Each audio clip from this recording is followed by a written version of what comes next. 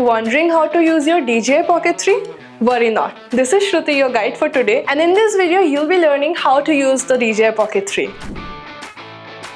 So this is the box in which the DJI Pocket comes. So this is the camera body with the case. This is the USB cable. And this is the DJI Pocket 3 handle. So firstly we'll learn how to mount everything. So with this camera you'll be getting a handle which you need to mount it on the bottom. So you need to press this button and insert it. Once you hear the tuck sound, it means it's locked. Then you'll also be getting a SD card with it, which you have to insert in the SD card slot. So all you have to do is insert it and press.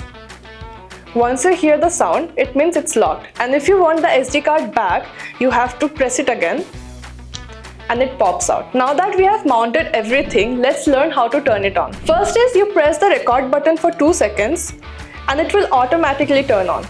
Second is you flip the screen and it will turn on like this. To start recording a video or clicking a picture, you have to tap on this red button and it will automatically start recording.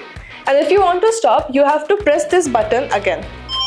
So you might be thinking what this button is for. It's nothing but a joystick. So if you want something that is on the left, just move the joystick towards the left and it will start capturing everything towards the left. And if you want something on the right, it can go towards the right, up, down, whichever direction. Once you're done with recording, if you want to see your footages, all you have to do is swipe right and you can see all your pictures and videos. And now if you want to get back to shooting, just swipe left. To switch between different modes, you have to tap on this video icon and you'll see all the modes available like photo, video, slow-mo, time-lapse, everything. Now to auto-track the subject, you have to tap on the subject twice and it will start auto-tracking. Isn't this so cool?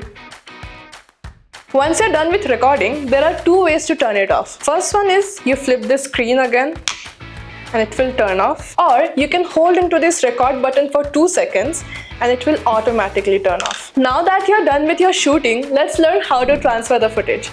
So there are 3 different ways how you can transfer the files. One of the ways, you can take this USB cable that we provide. There's a USB port given on the back side of the handle and you can connect it with the camera and connect the other end to the laptop. And in case there is no handle, you have to insert this USB-C cable in the bottom of the camera like this and connect the other end to your laptop. That's how you can transfer. The second way is you can download the DJI Mimo app and then you have to pair your camera with that app itself and then you can transfer all the files and download it.